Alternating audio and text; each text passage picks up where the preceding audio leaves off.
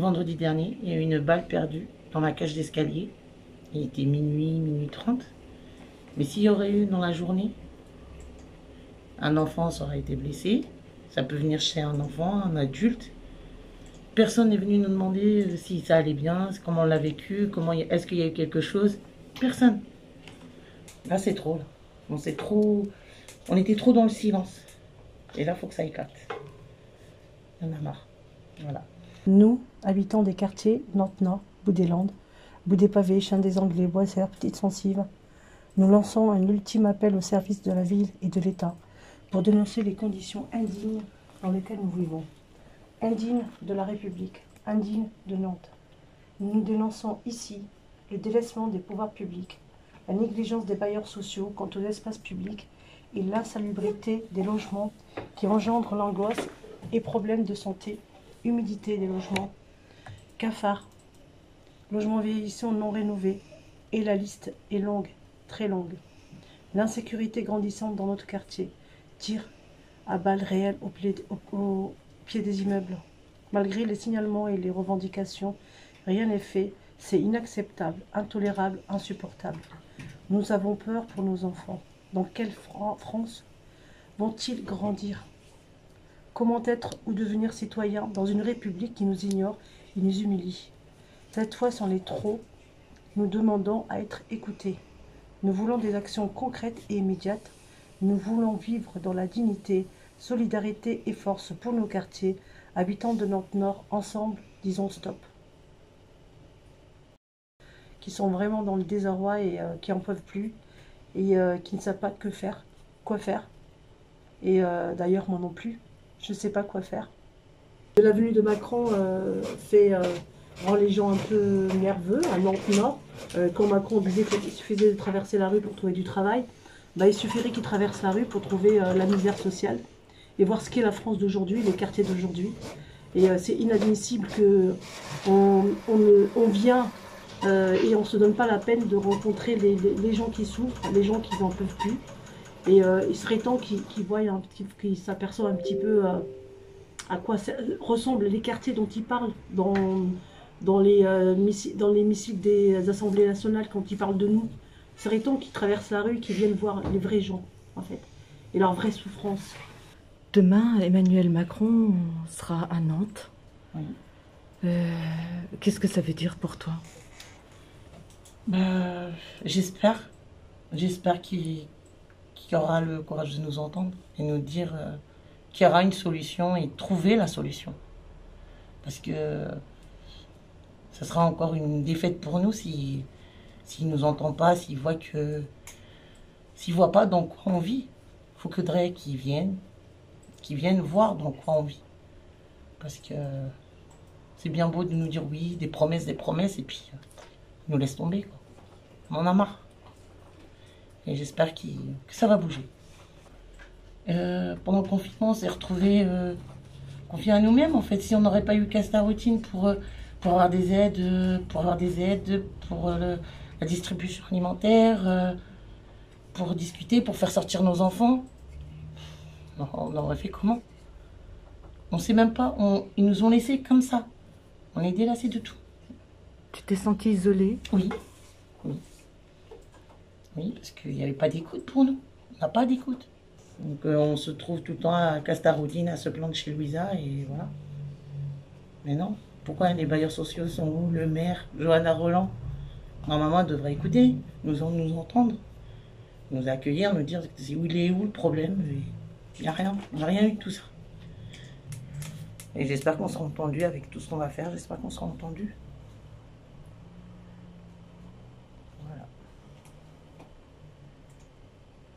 Et nous, moi, je me pose des questions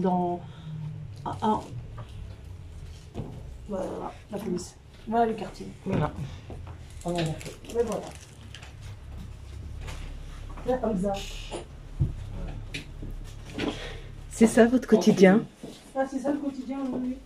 Ouais. Oui, voilà. Ça, c'est le quotidien des quartiers. Voilà. Alors justement, qu'est-ce que c'est ce quotidien des quartiers? C'est sans cesse des contrôles, des interpellations, La police maintenant fait partie de nos paysages, de notre paysage quotidien. Elle fait partie autant la police que la délinquance et que les dealers et que les acheteurs. Voilà. Voilà ce qui est le quotidien de nos quartiers aujourd'hui. On se dit qu'en fait, il y a plus de répression que de prévention. Alors que non, normalement, un jeune qui conduit dans une voiture dans son quartier, il n'a pas à se faire interpeller comme ça constamment auprès de... C'est dommage, parce que on devrait travailler en collaboration justement avec les forces de l'ordre. C'est de nos futurs en fait, ces jeunes-là sont nos futurs. Il faut qu'ils conduisent bien. Il faut qu'il y ait une bonne entente justement avec l'ordre. Bonjour Monsieur Macron déjà. C'est cool que vous venez à Nantes, mais les mères de famille, ils galèrent, on galère tous ici. Je dirais pas que... Comment dire ça? Franchement, sans mentir, il n'y a rien du tout. On n'a rien du tout. Les petits, ils grandissent dans quoi? Dans la drogue, le shit. Voilà, ils grandissent dans que ça, les petits. Les seuls trucs qu'ils entendent, c'est des trucs de coups de feu, des bails comme ça. C'est bien que vous venez à Nantes, en ville, des trucs comme ça. Allez voir d'autres quartiers. Allez pas voir tous les quartiers où il y a beaucoup d'argent, des trucs comme ça. Allez voir aussi les quartiers d'ici. Les quartiers nord, c'est n'importe qui. Je dis des quartiers nord parce que j'habite là-dedans, mais n'importe quel quartier, pour moi, c'est important, quoi. Dervallière, Bellevue, Chaîne des Anglais, Malakoff, tous les quartiers, tous. Allez les voir, allez voir un par un les personnes qui sont là. Allez voir les jeunes un par un qui sont là. Et franchement, voilà. Je trouve ça dégueulasse que pourquoi les quartiers c'est toujours les derniers à passer avant les autres. Normalement ça devrait être les quartiers qui devraient passer avant les autres. Les quartiers pauvres, n'importe quel quartier pour moi ça devrait être ça. Vous êtes contente qu'ils viennent? Oui. S'il peut nous écouter, oui. S'il peut écouter ce qu'on va dire, oui. On est content. J'ai un enfant asthmatique. Et moi, je suis allergique, en fait. Et, mon logement, il est vraiment... c'est dans une catastrophique, quoi. Voici les chambres où ils dorment mes enfants. Ça, c'est la cuisine. Ça, c'est la chambre aussi. Et donc, c'est des problèmes, c'est vraiment un problème d'insalubrité, ça? On ne sait même pas c'est quoi, en fait. Des fois, ils disent que c'est une fissure au niveau des tuyaux. Là, c'est déjà compté.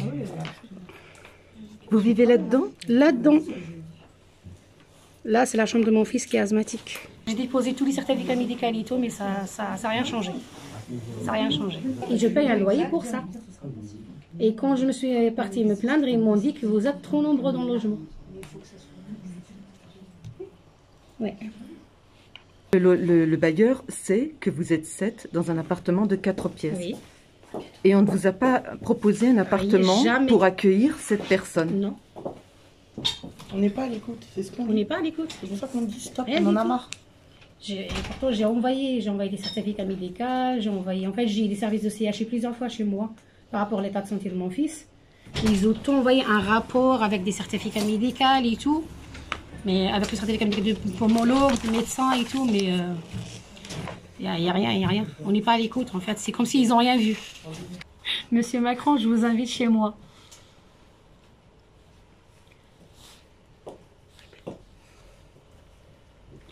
Et quand vous allez l'inviter chez vous, vous allez lui montrer tout ça? Bien sûr, je vais lui montrer tout ce qui se passe dans mon logement.